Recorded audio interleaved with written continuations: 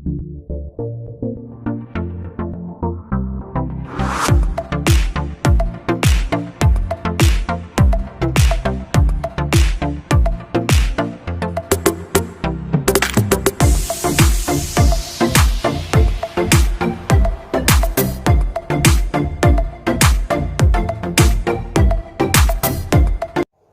students, so let me welcome you all to my 8th video on the chapter coordination compounds. Of course, it is the last video of the chapter. In the previous video, we discussed crystal field theory. As an application of crystal field theory, we discussed the color of the complexes, the reason behind the color of the complexes. What we said, that is because of the dd transition between T2G and EG orbitals of the given complex.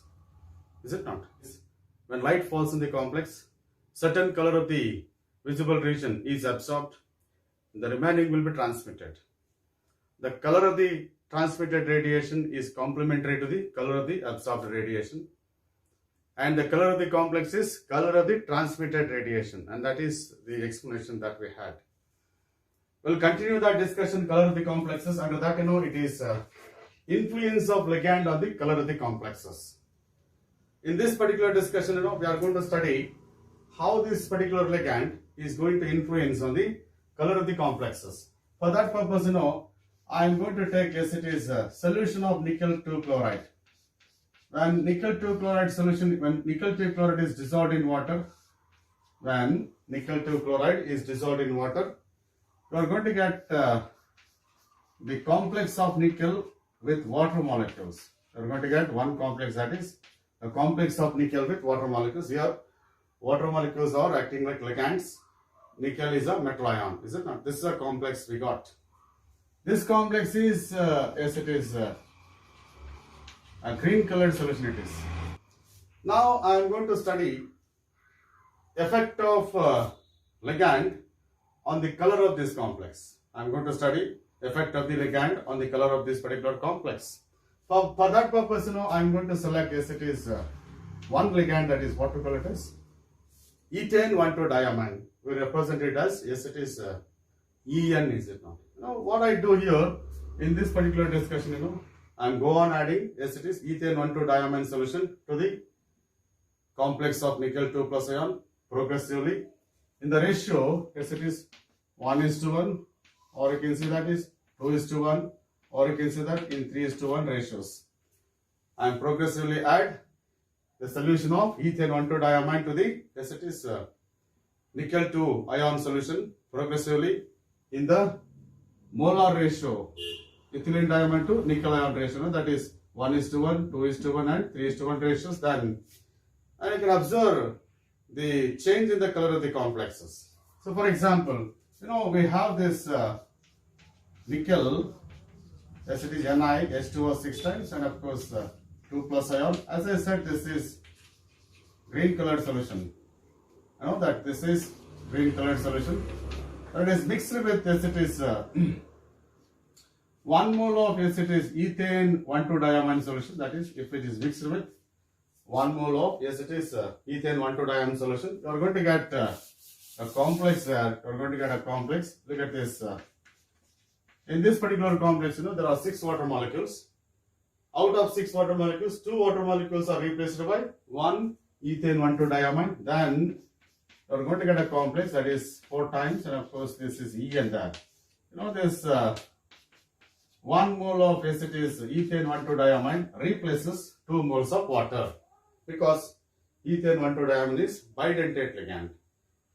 Water is a monodentate ligand. Because of that, 1 mole of ethane 1,2-diamine replaces 2 moles of water. You are going to get, this is a complex. Hexa aquo nickel 2 ion, is it not? And this is tetra aquo ethane 1,2-diamine nickel 2 ion. Yes. And of course, the color is, of course, this is pale blue colored solution. Look at this change in the color. Green colored solution is changed to pale blue colored solution, is it not? And to this particular solution, yes, if I add, yes, it is one more mole of, yes, it is ethane 1,2-diamine. Yes, if I mix that particular solution, with, yes it is, 1 more mole of, yes it is, ethane 1,2-diamine solution. Yes, look at this, the change that you can observe here. Yes, of course, the reaction is reversible, right? Once again, 1 mole of ethane 1,2-diamine is going to replace 2 moles of water, and that results in, yes it is, Ni H2O 2 times, and of course En twice, and of course 2 plus. Once again, 2 moles of water will be replaced by, yes it is, 1 mole of ethane 1,2-diamine. And of course, this was blue colored solution, is it not? Pale blue colored solution. It will be changed to, yes it is, deep blue colored solution. The intensity of the blue color increases. That is influence of, yes it is, the ethane 1,2-diamine ligand on the color of the complex, that is NiH2O 6 times 2 plus. In this case, 1 mole of nickel plus ion was mixed with 1 mole of ethane 1,2-diamine. And in this case, 1 mole of this particular complex is mixed with 2 moles. Here 1 mole, here 1 mole, that is 1:2 ratios, is it not? Then color is changed. Apart from that, if this complex is mixed with 1 more mole of, yes it is, ethane 1,2-diamine, yes it is, that is H2O, and of course En twice, and of course 2 plus, and of course aqueous solution it is mixed with ethane 1,2-diamine. This also aqueous solution, yes. Then look at this, all the water molecules are replaced by ethane 1,2-diamine. Yes, in every step you can find 1 mole of ethane 1,2-diamine is going to replace 2 moles of water. Now it is, yes it is, tris ethane 1,2-diamine nickel 2 ion. This is diaquo bis ethane 1,2-diamine nickel 2 ion, is it not? And the color of this complex is violet, and this is what we call it as the change in the color of the complexes, because on adding ethane 1,2-diamine to the nickel 2 solution, is it not, different types of complexes are produced.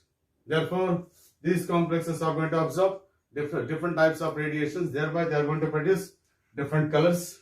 This is what we call it as the example that I can make use of in order to study, yes it is, influence of ligand on the color of the complexes. And of course, all these solutions are of course aqueous solutions. All these solutions are aqueous solutions. Yes, so this is also aqueous solution. This is what we call it as the influence of ligand on the color of the complexes. Aggodala, this is the discussion that we have in NCERT textbook under the influence of ligand on, yes it is, color of the complexes.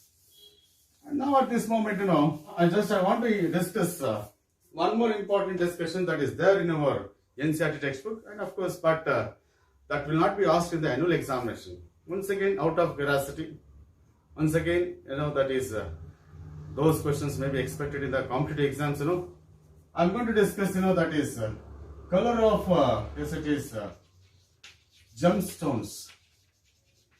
And thus, these stones are going to produce, different types of colors. Color of gemstones. Under that, I'm going to take up, yes it is, ruby stone. Another is emerald stone. These are the stones that I'm going to select under this particular discussion. One, it is ruby stone. Another is emerald stone. And as far as ruby stone is concerned, this is characterized by aluminum oxide, and of course mixed with, yes it is, Cr3 plus ions. Ruby stone is characterized by Al2O3, that is a crystal of alumina associated with Cr3 plus ions. And of course generally, yes it is red in color. This ruby stone, this ruby stone is red in color. As far as pure Al2O3 is concerned, pure Al2O3 is colorless crystal. And this pure Al2O3 is associated with impurity Cr3 plus ions. If this pure Al2O3 is mixed with, that is Cr3 plus ions, impurity that is, then it will get the color, that is, it will get red color. Why that ruby stone is characterized by red color anta ನೀವು ಪ್ರಶ್ನೆ ಮಾಡಿದ್ರೆ, that is due to the presence of, yes it is, Cr3 plus ions. in the lattice of alumina. That is due to the presence of Cr3 plus ions in the lattice of alumina. In the lattice of alumina is characterized by, yes, it is aluminium ions and oxide ions, is it not? In the crystal lattice of alumina, you can find Al3 plus ions and oxide ions. If I mix this Al2O3 crystal, with Cr3 plus ions, some of the Al3 plus ions are replaced by Cr3 plus ions. That is, lattice sites of Al3 plus ions are occupied by Cr3 plus ions. And of course, in the lattice of Al2O3, these Cr3 plus ions are octahedrally surrounded by oxide ions. In the lattice of Al2O3, the Cr3 plus ions are, yes, it is surrounded by, yes, it is 6 oxide ions. They are acting like ligands. They are acting like ligands. Look at this. Cr3 plus ions are surrounded by 6 oxide ions. And thereby, this particular ruby stone is going to absorb radiation from green region of, yes, it is VIBGYOR. This particular, yes, it is ruby stone is going to absorb radiation from green region of VIBGYOR and thereby transmits red color due to the presence of unpaired electrons in Cr3 plus ion. Unpaired electrons are there in Cr3 plus ions, and it absorbs the green radiation and transmits, yes, it is red radiation. Therefore, the color of the ruby stone is, yes, it is red in color. Apart from that, we have emerald stone. That is, this is one more crystal, that is emerald stone. The color of the emerald stone is what we call it as, yes, it is green colored stone. It is. This is green colored stone. Pure emerald is once again colorless. Generally, emerald is also known as a beryl mineral. It is. It's a beryl mineral. It's a mineral of, yes, it is beryllium and aluminium. It is characterized by silicates of aluminium and beryllium. It is characterized by silicates of beryllium and aluminium. This is beryl mineral, that is. This is what we call emerald stone. Pure emerald is colorless. And this emerald is associated with Cr3 plus ions. When this emerald is associated with Cr3 plus ion, it gets green color. When this pure emerald stone, if it is associated with Cr3 plus ions, then it gets green color. Why that green color? Once again, yes, it is due to the presence of unpaired electrons in Cr3 plus ions. They undergo DD transition. Now then, in the case of emerald, in the case of emerald, the radiation from red region of VIBGYOR will be absorbed. In the case of emerald stone containing Cr3 plus ions, that absorbs radiation from red region of VIBGYOR and transmits the radiation corresponding to the green color. That's why the color of the emerald stone is green there. Once again, Cr3 plus ions are characterized by unpaired electrons. The unpaired electrons present in Cr3 plus ions undergo DD transition by absorbing the radiation in red region of VIBGYOR and transmits the radiation in green region. Therefore, color of emerald stone is green. Generally, question rises, why in emerald as well as the ruby stone, we have, yes, it is Cr3 plus ions. So in ruby stone also we have Cr3 plus ion. In emerald also we have, yes, it is Cr3 plus ions. Still, the colors are different. That's because of the difference in host lattices. That's because of the difference in host lattices. In the case of ruby, the host is Al2O3 crystal, is it not?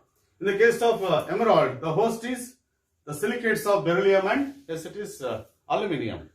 Silicates of beryllium and aluminium. The host crystals are different. Now the impurity is same, but host crystal is different. Because of that, there is a difference in color you can find. And as far as ruby is concerned, in the case of ruby, the distance between oxygen and chromium is less. The distance between, that is, the distance between chromium ion and oxygen is very, very less. There is a strong interaction. There is a strong interaction between metal ion and ligand. There is a strong interaction between metal ion and ligand. That increases delta O. In the case of ruby stone, delta O is high. Because of that high delta O, yes it is. Because of that high delta O is because of crystal field stabilization energy. That is, the gap between T2G and EG is very, very high. Because of that high delta O, this particular complex, this particular ruby, is going to absorb radiation from the high energy region of VIBGYOR. Now, if I move from violet to red, energy decreases. Red is characterized by low energy, is it not? Energy of red color is very, very less. The wavelength of red is very, very high. If wavelength is high, energy is less.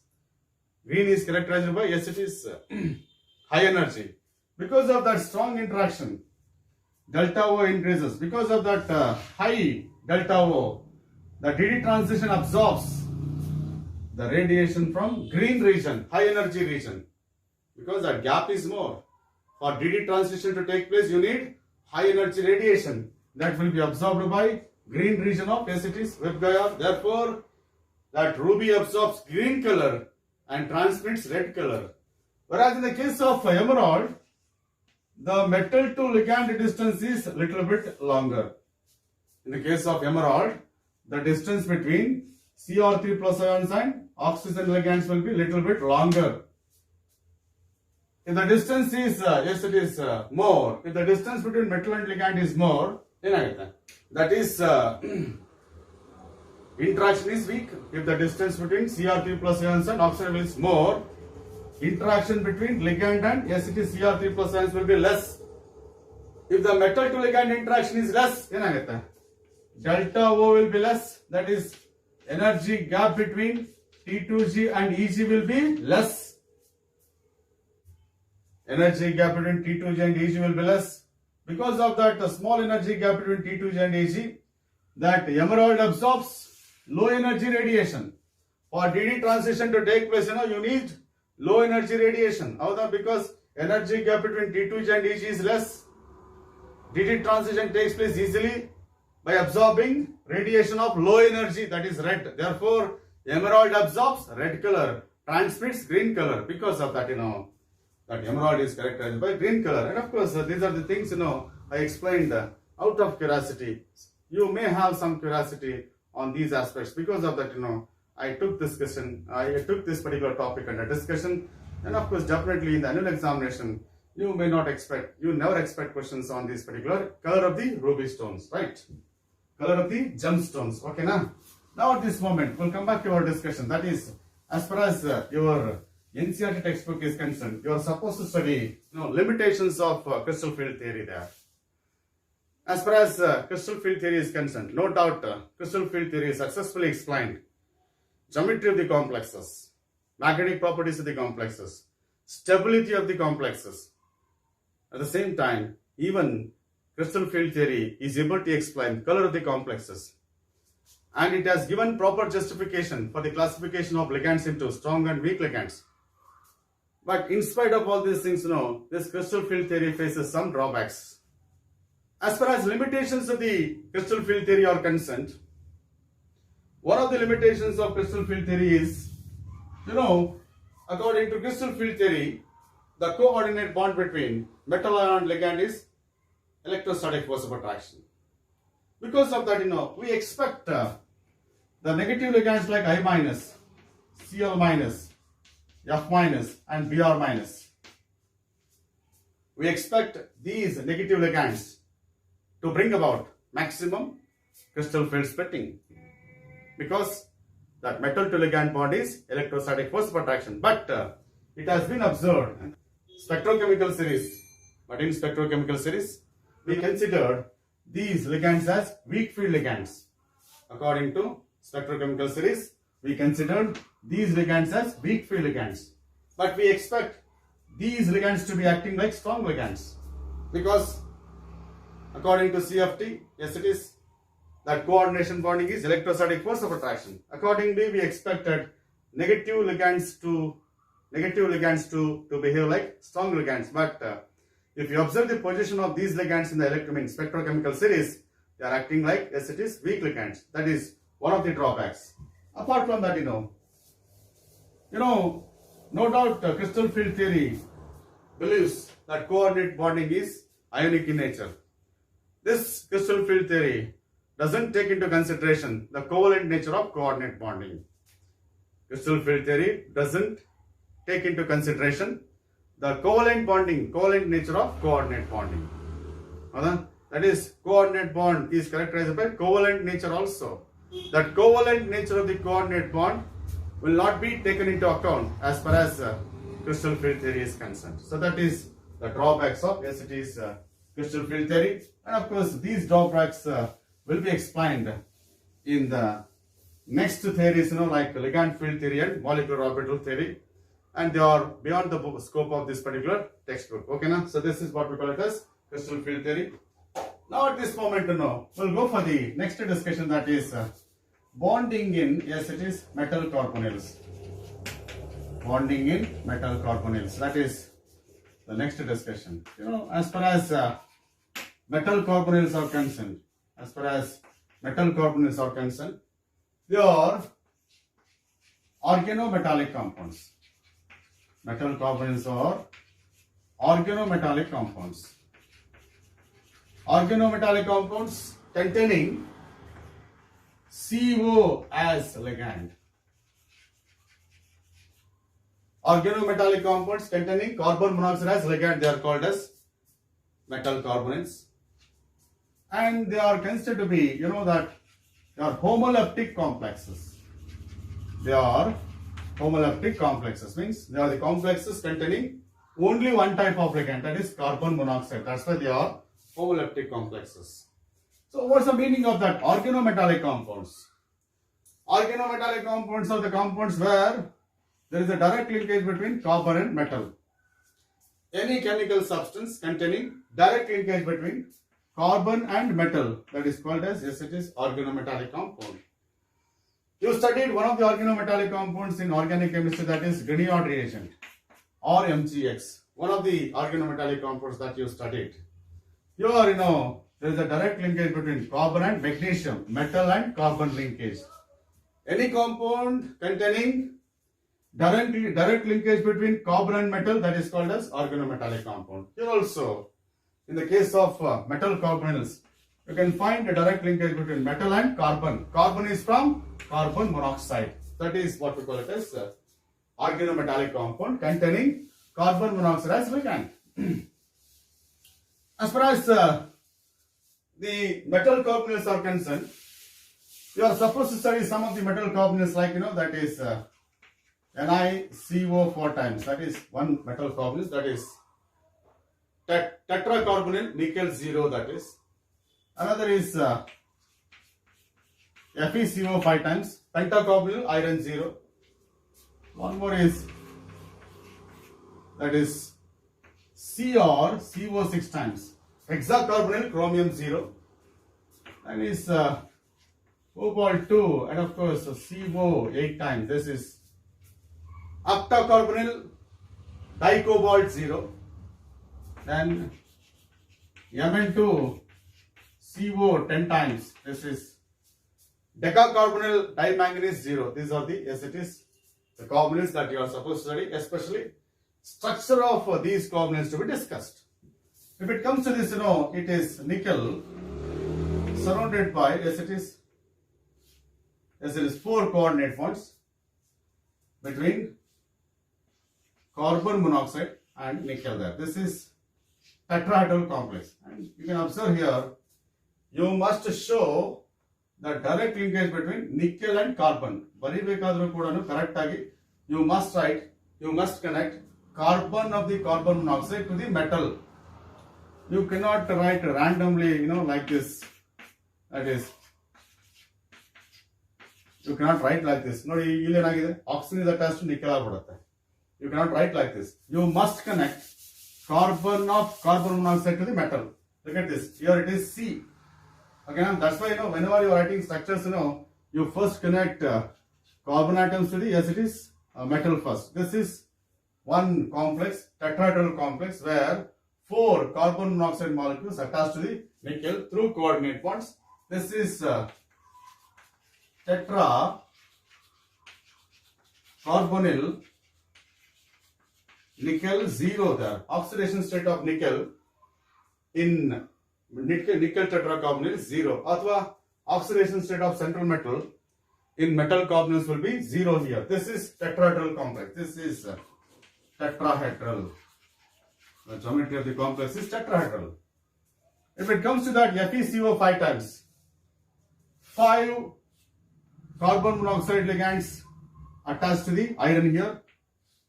That leads to the formation of, yes, it is trigonal bipyramidal geometry there. This is, you write 5 carbon atoms first, like this. Carbon atoms Balbidi, right? Then you connect oxygen. Here it is oxygen. This is oxygen. This is oxygen. This is oxygen. This is oxygen. This is what we call it as trigonal bipyramidal. Yes. 3 ligands are in one plane.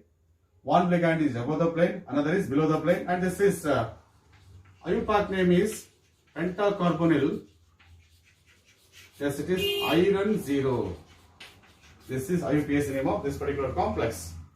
Oh, and of course, this is trigonal bipyramidal.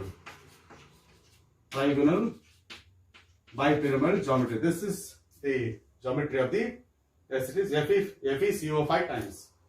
And of course, in the case of, that is chromium complex, that 6 carbon monoxide molecules are attached to the chromium here.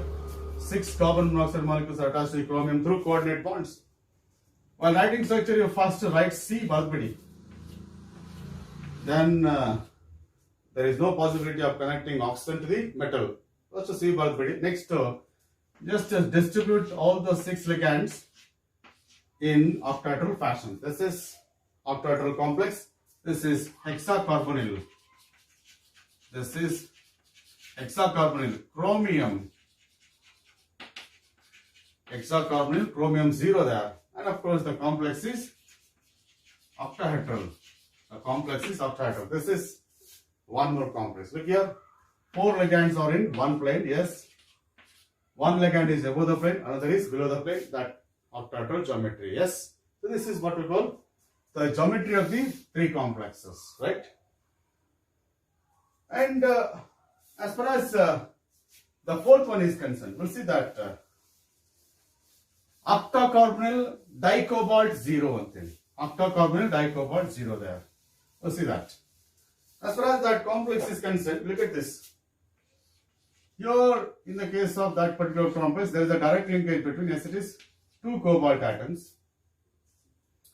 2 cobalt atoms are linked through, yes, it is 2 carbon monoxide bridges. You can find here 2 carbon monoxide bridges. Make out the difference. Cobalt and carbon monoxide. That is very important. But this is CO ತರ okay na? That's very important. Look at this.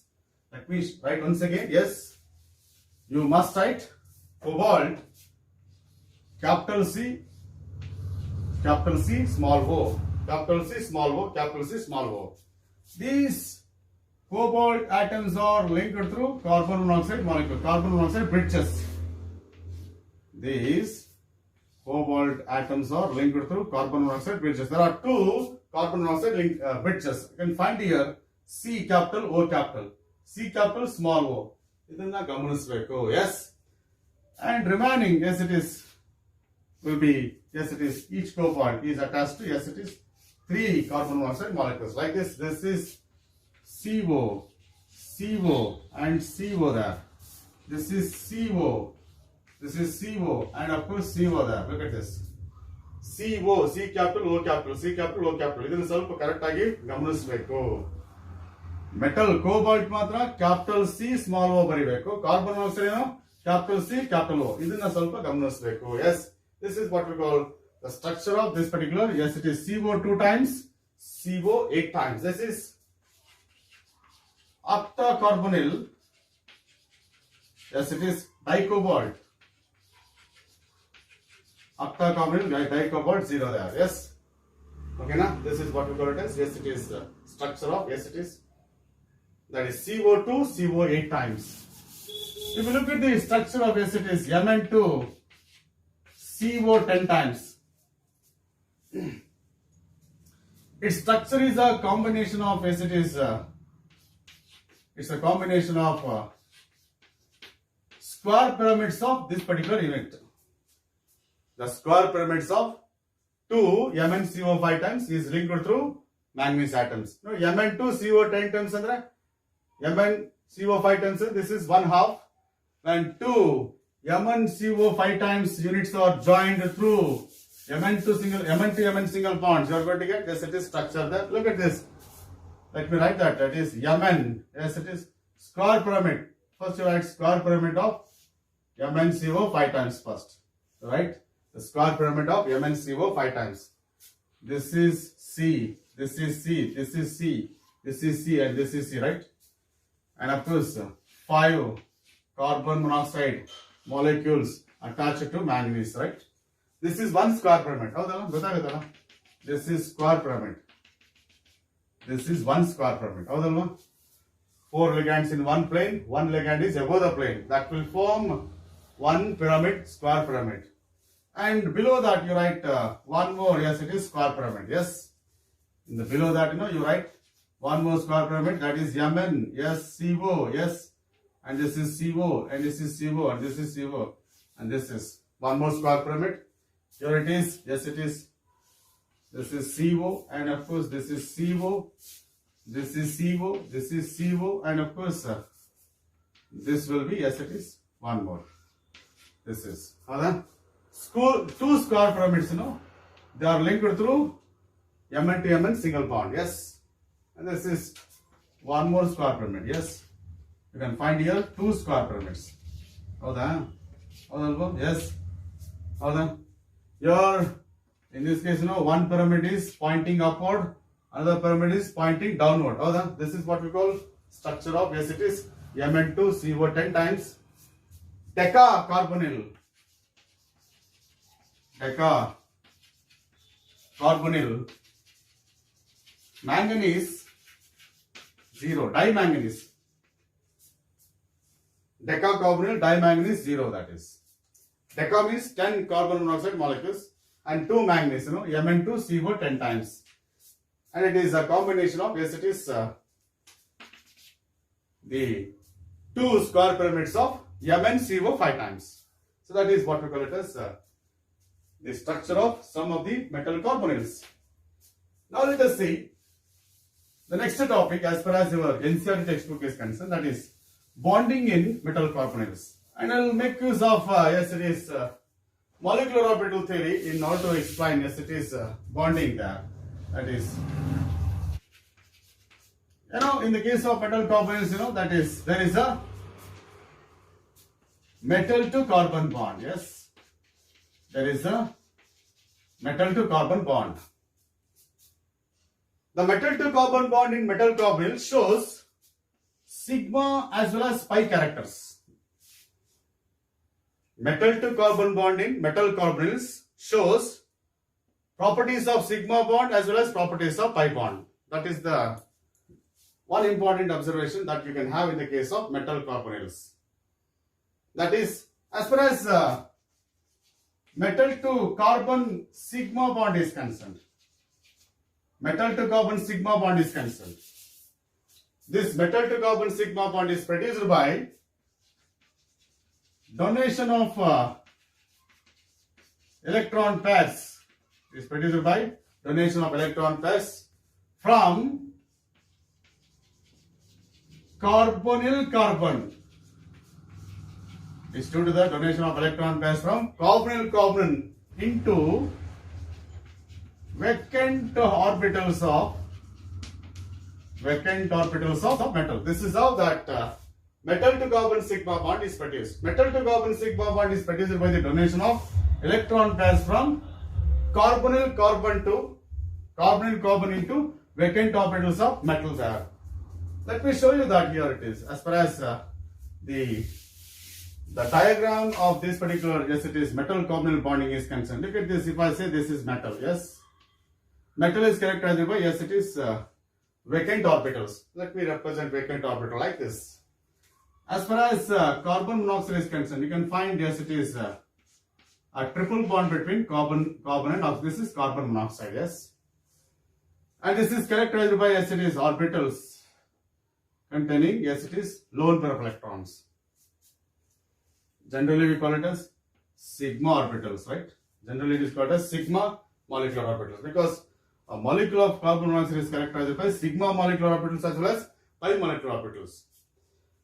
This metal to carbon sigma bond is produced by the donation of electron pairs from carbonyl carbon into the, yes, it is vacant orbitals of, into the vacant orbitals of, yes, it is metal ion. Yes, look at this. This is what we call it as, yes, it is donation of electron pairs from carbonyl carbon into the vacant orbitals of metal, and that results in the formation of sigma bond. That results in the formation of sigma bond. Yes. And how that metal to carbon pi bonding is possible? Metal to carbon pi bond is produced by the donation of electron pairs from, yes, it is filled d orbitals of, yes, it is metal. That is, metal to carbon pi bond is produced by donation of electron pairs from filled d orbitals of metal into vacant pi star anti-bonding molecular orbitals of carbon monoxide. I said carbon monoxide is characterized by molecular orbitals, sigma molecular orbitals as well as pi molecular orbitals. In the case of carbon monoxide, pi star anti-bonding molecular orbital is vacant, and this metal to carbon sigma pi bond is formed by the donation of electron pairs from filled d orbitals. Sigma bonding is because of donation of electron pairs from carbonyl carbon into the vacant orbitals of metal. But pi bonding takes place in the reverse direction. Pi bonding takes place in the reverse direction. This metal is characterized by some, yes, it is filled orbitals, right? Metal is characterized by some filled d orbitals. Metal is characterized by some filled d orbitals. So the filled d orbitals are the d orbitals containing lone pair of electrons. So the d orbitals containing lone pair of electrons. This is metal containing filled d orbital. And metal to carbon pi bond is produced by donation of electron pairs from filled d orbitals of metal into the vacant pi star anti-bonding molecular orbital. You know, you might be studied in first PUC, that is the shape of the, yes, it is anti-bonding pi molecular orbital. Is it not? And this metal to carbon pi bond is produced by the donation of, yes, it is electron pairs from, yes, it is metal to filled d orbitals of metal to, yes, it is, yes, it is, yes, it is. This is how that pi bonding is produced. That is what we call back donation, we call it as. Generally, metal ion is going to accept the electron pairs from the ligands, is it not? That happened here. That sigma bond is formed by the donation of electron pairs from carbonyl carbon into the, yes, it is vacant orbitals of metal. Whereas pi bonding is taking place in reverse direction. That's why it is called back donation. The pi bonding is due to the donation of electron pairs from filled d orbitals of metal into the vacant pi star anti-bonding molecular orbitals of carbon monoxide, and that results in what we call it as pi bond. Don't think that two pi bonds alla matte. Onde pi bond. Yes, ಎರಡು ಸೇರಿ ಒಂದು pi bond. ಇದು ಒಂದು pi bond. ಎರಡು ಸೇರಿ ಒಂದು pi bond. ಇದು ಒಂದು sigma bond. Yes, sigma bond takes place by the donation of electron pairs from carbonyl carbon to the metal ion, vacant orbitals of metals, whereas pi bond is formed by the donation of electron pairs from filled orbitals of metal into the vacant pi star anti-bonding molecular orbitals of, yes, it is carbon monoxide. This is what we call back donation, and that results in one effect, what we call it as synergic effect anta agutte. That leads to synergic effect. As far as synergic effect is concerned, here in the case of metal carbonyls, sigma bonding is weak, pi bond is also weak. Therefore, the effect of sigma bond formation strengthens pi bond. The effect of pi bond formation strengthens sigma bond. The effect of formation of one bond strengthens the other bond. What I said? The effect of formation of sigma bond strengthens pi bond and vice versa. That's why now it is called as synergic effect. As far as the meaning of synergic is concerned, synergic andre helutte artha working together towards the same goal. Goal is what? Stability here. Both the bonds are working towards the same goal to attain stability. The effect of formation of sigma bond strengthens the pi bond in the same manner. The effect of formation of pi bond strengthens sigma bond. That is what we call synergic effect found in the metal to carbon bonding in metal carbonyls. And of course, here the pi bond is produced by back donation of electron pairs from filled d orbitals into the vacant pi star molecular orbitals of carbon monoxide. Means carbon monoxide is accepting electron pairs from the metal. That leads to the formation of pi bond. That's why carbon monoxide is pi acceptor ligand. And of course, not only carbon monoxide, we have NO plus, Cn minus. They are also, yes, it is pi acceptor ligands.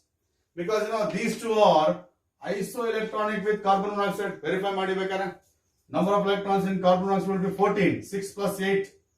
Number of electrons in nitric oxide, yes, it is 7 plus 8 tane. Atomic number of nitrogen is 7, oxygen is 8, yes, 15. NO plus and 14. CH2, 6 plus 7. Atomic number of carbon is 6, atomic number of nitrogen is 7, 39. Minus 3 is in the plus 1. That means all these three species are characterized by 14 electrons. They are isoelectronic species. All are pi acceptor ligands. And of course, because of that ability of, yes, it is pi interaction in the case of carbon monoxide, this carbon monoxide brings about maximum crystal field splitting. Because of that pi interaction ability of carbon monoxide with metal, that carbon monoxide brings about maximum crystal field splitting. Therefore, carbon monoxide is a strong ligand. ಅದಕ್ಕೆ ನೋಡಿ spectrochemical series ಅಲ್ಲಿ carbon monoxide was placed at the end. That is what I said. It was considered as a strong ligand. ಹೌದಾ? Because of that ability of pi interaction with metal. ಹೌದಾ? Ability of that pi interaction with metal. So that that brings about maximum crystal field splitting. That's why carbon monoxide is a strong ligand. So this is what we call it as bonding in metal carbonyls. Okay na? So this is what we call it as. Now let us see, as far as your NCERT textbook is concerned, you are supposed to study what we call it as stability of the complexes now. What we call it as stability of the complexes. Stability of complexes in solution refers to the degree of association of two species involved in equilibrium state of that particular association. That is called as stability of complexes. This is stability of, let us see, association of, yes, it is metal and ligand in solution, to form a metal complex of the type Ml4. I call it as association. There is a association of, yes, it is metal and, yes, it is 4 ligands. There is association of metal and 4 ligands to form a complex Ml4. If I reverse this, Ml4 into M plus 4L anta this is called dissociation, is it not? This association is the reverse of dissociation, but I am talking about association of metal and ligand in solution. And as far as solution is concerned, solution is characterized by solvent molecules. And this particular metal ion in solution, is interacting with, yes, it is not only ligands but also with solvent molecules. Even solvent molecules of solution, they are trying to associate with, yes, it is metal ion. Even the solvent molecules in solution, they are trying to form association with, yes, it is metal ion. They are trying to form bonds with metal ion. But here, in this particular discussion, we have ignored the association of solvent molecules with metal ion. We have ignored association of solvent molecules with, yes, it is metal ions. And as far as, yes, it is stability of the complexes is concerned, the magnitude of stability of the complexes will be measured in terms of, yes, it is stability constant.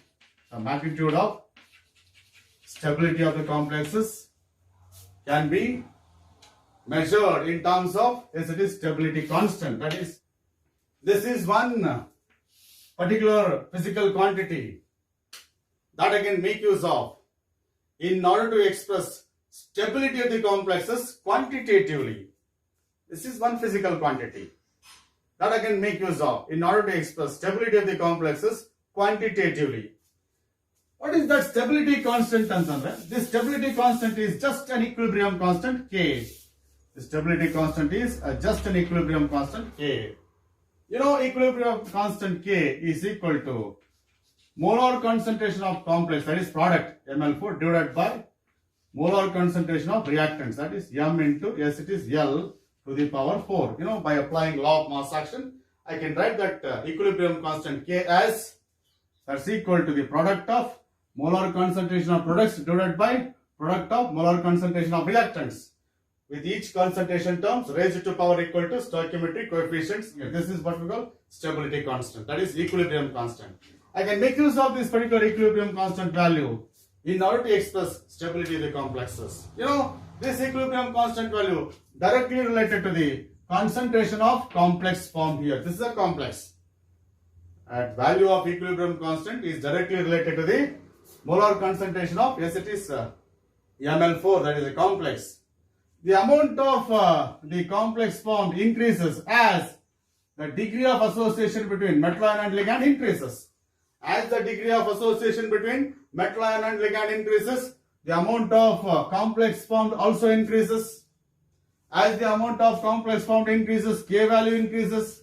Therefore, as K value increases, stability of the complex increases. This is how I can relate stability of complexes with stability constant. That is the value that I can make use of in order to compare stability of the complexes. And as far as this particular formation of this complex is concerned, I am going to represent formation of this complex in stepwise. Look at this first step, that is M in solution, and of course that reacts with, yes, it is L, that is in solution. How that leads to the, yes, it is what we call it as, in the first step you are going to get Ml. 1 mole of M combines with 1 mole of L, and you are going to get, yes, it is Ml there. And the stepwise equilibrium constant K1 is equal to product divided by reactant, that's equal to molar concentration of Ml divided by molar concentration of M into molar concentration of L. This is first one, is it not? In the second step, now this Ml, that reacts with one more molecule of ligand, yes, that leads to what? Yes, it is Ml2, that is in aqueous solution. Okay, now this is equilibrium constant for the first step. This is equilibrium constant for the second step. That is K2 is equal to what? Yes, it is Ml2. Product is Ml2 divided by Ml into L. That is Ml into, yes, it is L. This is equilibrium constant for the second step.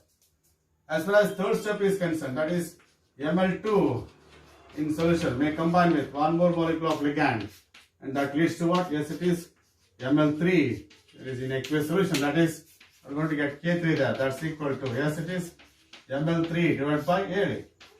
That is Ml2 into, yes, it is L. Is it not? This is product divided by reactant. So that this is what we call stepwise equilibrium constant of this particular step. In the third step, Ml3, yes, it is in aqueous solution, combines with one more L there, ligand. That leads to, yes, it is Ml4, yes, it is aqueous. That leads to what? That is K4, right? That's equal to Ml4 divided by, yes, it is Ml3 into, yes, it is L. This is what we call, yes, it is. And of course, here as far as, look at this, these are the, yes, it is stepwise representation of the formation of the complexes, that is Ml4, formation of complex Ml4 here. Yes, okay na? And if I add this, all these equations, if I add all these equations, look at this. Cancel the common terms in opposite direction. Cancel the common terms in opposite direction. Ml3, right? Okay? You left with what? Yes, it is M. In the reactant side, you left with M. In the product side, sorry, in the reactants, you left with M. Another is 4 moles of L, that is 4L. Okay? That is 4L. And of course, that gives, in the product side, you left with what? Only Ml4. This is what we call it as the complex S. And of course, these are the stepwise association constants. These are the stepwise association constant. And look at this. If I say this, if I write overall association constant of this particular reaction, overall association constant of that particular reaction is given by beta 4 anta karite, because we have 4 steps anta ಹೇಳಿ. Overall association constant of that, yes, it is the final step is that's equal to, yes, it is the product of all stepwise association constant, that is K1 into K2 into K3 and of course K4. Yes. Okay. If you multiply K1, K2 and K3, no, this is LHS. K1 into K2 into K3. RHS and you multiply madre, you are going to get, yes, it is the expression that corresponds to the, yes, it is overall association constant, that is Ml4 divided by, yes, it is M into, yes, it is L to the power 4. RHS ಎಲ್ಲ ಕಡೆ ನೀವು multiply ಮಾಡ್ರೆ, ನೀವು 4 multiply ಮಾಡಿದ್ರೆ, you are going to get this expression, and it is what we call it as, for this particular expression, the overall association constant is, yes, it is Ml4, is it not? Product is Ml4 divided by reactant, that is M into, yes, it is L to the power of 4. This is overall association constant of this particular reaction. Yes. And that beta 4 is equal to what? Yes, it is product of stepwise association constants of individual steps. And it has been observed that, that is K1 is greater than K2 and of course it is greater than K3 and that's greater than K4. As the number of steps increases, that association constant goes on decreasing. Yes. So this is what we call it as overall association constant is equal to product of individual association constants of all the steps, and that is what we call it as stability of the complexes. Okay, now I can make use of this association constant value beta 4, overall association constant value K beta 4, in order to measure, in order to compare stability of the complexes. As the value of beta 4 increases, stability of the complex increases, right? And in order to, yes, it is justify this particular discussion, yes, you are supposed to study, yes, one example for the, yes, it is association of, yes, it is metal ion and ligand to form one complex, that is formation of, yes, it is cuproammonium complex, Cu plus 2 combines with, yes, it is 4 ammonia molecules, right? Of course in aqueous medium, right? That leads to the formation of one complex, that is Cu NH3 4 times and it is 2 plus. This is one complex, is it not? As far as the association constant of this particular complex is concerned, that is K, overall association constant, that's equal to product, yes, it is Cu NH3 4 times, that is 2 plus, molar concentration of product divided by molar concentration of reactant, Cu plus 2 into, yes, it is NH3 to the power 4. For this particular reaction, I can write the expression for association constant as like this, product divided by reactants. And of course, as far as stepwise association constants are concerned, in the first step, we have Cu2 plus in aqueous medium reacts with 1 mole of ammonia in aqueous medium. Look at this, that leads to what? Yes, it is Cu NH3 and of course 2 plus, right? And of course, right, K1 is equal to Cu NH3 2 plus divided by, yes, it is molar concentration of Cu2 plus into molar concentration of ammonia there. Second step only, that is Cu NH3, yes, it is 2 plus in the first step, combines with 1 more, yes, it is ammonia to form, yes, it is Cu NH3, yes, it is 2 times and of course 2 plus, right? And of course, for that, you know, that is K2 is equal to, association constant K2 is equal to Cu NH3, yes, it is 4 times, and NH3 2 times, 2 plus, divided by, yes, it is Cu, yes, it is NH3 2 plus into, yes, it is NH3 there. This is, yes, it is the second step. As far as third step is concerned, right? For the third step, you know, you can write like this, that is Cu NH3 2 times, 2 plus NH3 there. That gives, yes, it is, you can write reversible symbol in all the cases, right? This is reversible symbol. That leads to what? Yes, it is Cu NH3 3 times, 2 plus. Okay?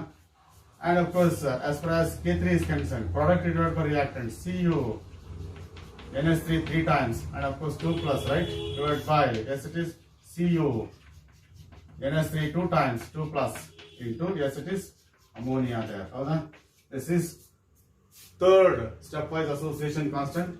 And for the fourth step, you know, in the fourth step, you know, Cu NH3 3 times, and of course 2 plus combines with 1 more mole of ammonia there. Okay? That leads to Cu NH3 4 times, 2 plus. Okay?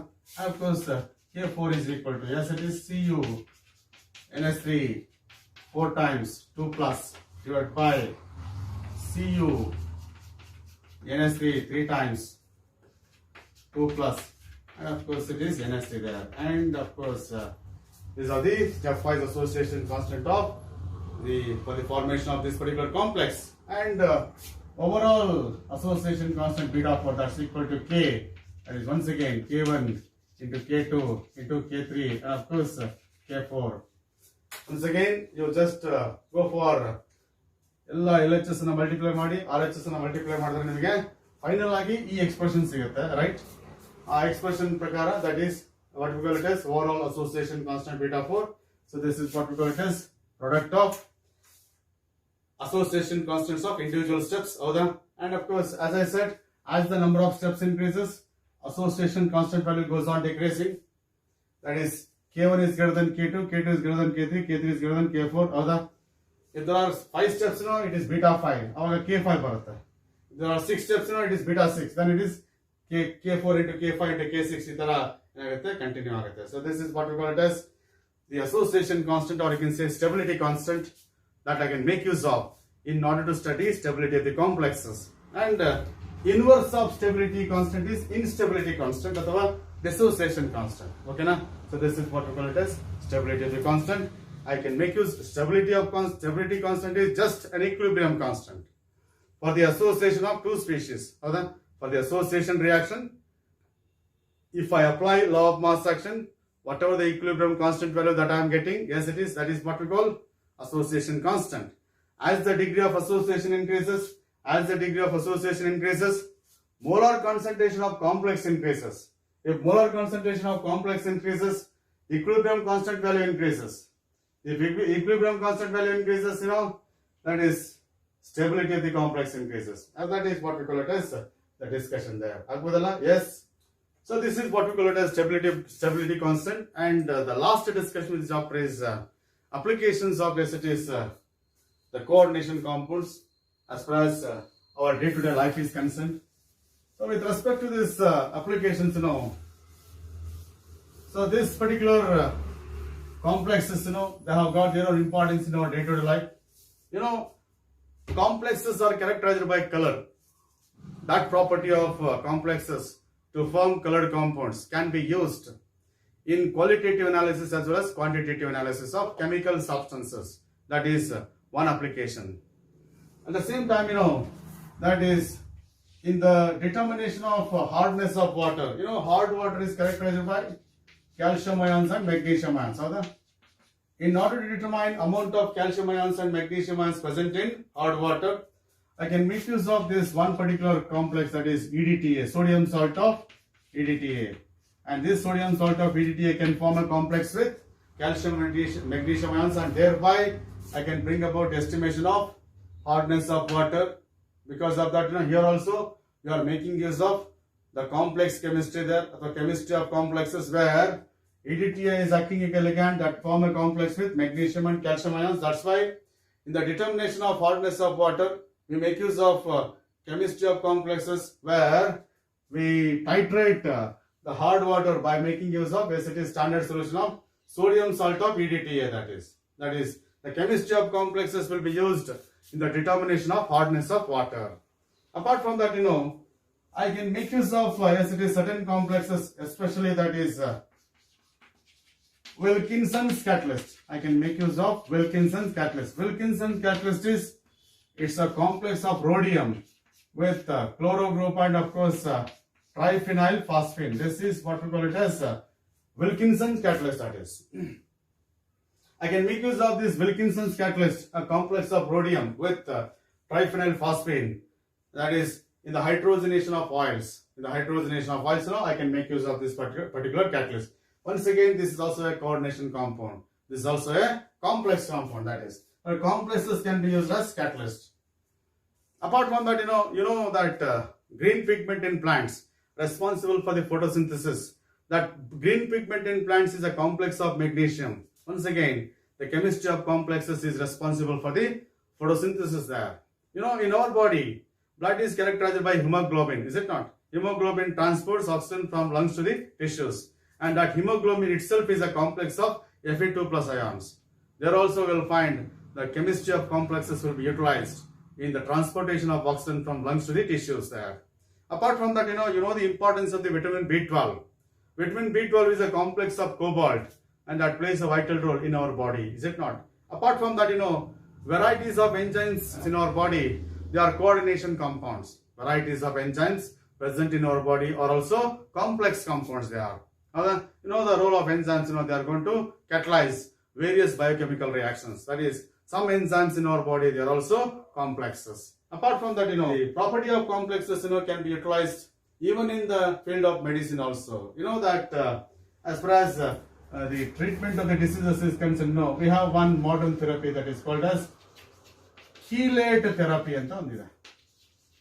What we call it as chelate therapy, that is. That chelate therapy, the principles of chelate therapy, that is therapy where is treatment of diseases by using, the complexes produced by that is chelate ligands with metal ion. That is what we call it as chelate therapy. That can be used in the treatment of lead poisoning. In lead poisoning, we can make use of this chelate therapy where we make use of EDTA. Yes, we make use of this EDTA that will form a chelate complex with lead there. In lead poisoning, we need to remove this lead from our body, and lead compounds are insoluble in water. Therefore, it is difficult to remove these lead compounds from our body. Because of that, when EDTA is used, EDTA converts insoluble lead compounds into soluble lead compounds by forming a complex with lead ions. So if lead is converted to a soluble form, that soluble form of lead can be removed from our body, is it not? So that is what we call it as EDTA can be used in the treatment of lead poisoning. Apart from that, we have cisplatin, one of the complexes of platinum that can be used in the treatment of cancer, is it not? In the treatment of cancer, we make use of cisplatin there.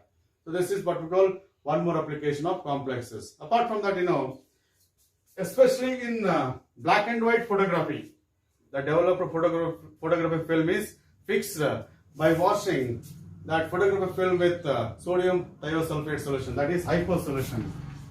In black and white photography, the developed photographic film is fixed, by washing that photographic film with sodium thiosulfate solution. Because that developed photographic film is characterized by undecomposed silver bromide.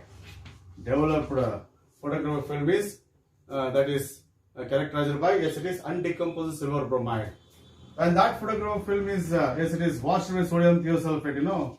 Sodium thiosulfate, that sodium thiosulfate, that produces ligand thiosulfate ions.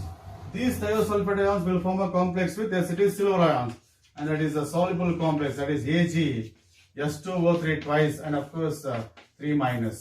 This is a complex of silver ion with thiosulfate. Here also there is a complex chemistry. There is a complex chemistry. That is, the developed photographic film can be fixed by washing a photographic film with hyper solution, and that removes undecomposed silver bromide into a soluble form. Yes, so that is what we call it as yes, it is the another application. Apart from that, in the extraction of gold from its ore, we make use of chemistry of complexes, where we are going to extract gold by treating, that is by treating gold ore with cyanide solution. Now cyanide will form a complex of with gold, that is AuCN twice, and of course yes, it is minus. That is the cyanide will form, yes, it is a complex with, yes, it is the gold present in a ore. And from this complex solution, I can separate, yes, it is I can separate this gold from this particular complex by adding zinc there, is it not? So this is what we call it as one more application. In the extraction of gold and silver from their ores, we make use of, yes, it is complex chemistry, where these metals are extracted by converting them into their respective complex using cyanide solution. From the cyanide solution, the required metal can be separated by adding highly reactive metals like zinc and magnesium. Apart from that, you just remember, that is purification of nickel by Mons process. In the purification of nickel by Mons process, we make use of, yes, that is we convert that nickel into, yes, it is nickel tetracarbonyl. Here also we make use of, yes, it is chemistry of the complexes. We convert that, nickel present in the impure nickel into nickel tetracarbonyl, and it is highly volatile. When it is heated to a high temperature, it will be decomposed into a pure metal. This is here also in the purification of nickel by Mons process, we make use of chemistry of complexes, and that is what we call it as applications of nickel there, is it not? So this is coordination chemistry, okay na? And that's all for now, and thank you very much, okay na? Yes.